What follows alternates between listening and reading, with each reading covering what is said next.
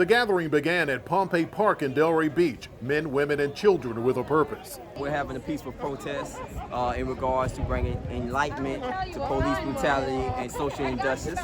I could not just sit in the house and send emails and Facebook posts. I had to participate. No justice, no peace.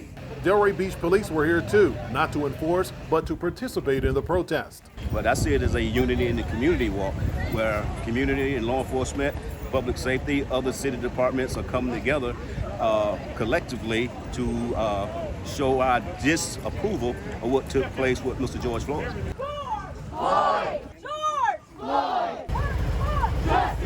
Here in Delray, I want the community to know that we're much stronger together than we are apart. So it's very important that we work together to resolve whatever issues that we may have in our communities. No justice, no peace. What do we want, Delray? Justice. The message for many was loud and clear, echoing on a stretch of Atlantic Avenue as the group marched to City Hall. Along the way, a moment of silence. 1 minute, so everybody down, one knee.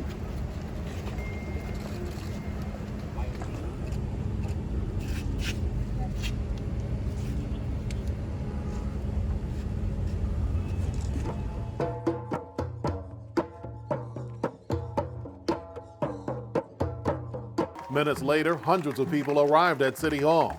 Yes, you, I beg to you, I suggest to you, I request to you that you support Black lives when nobody tells you to.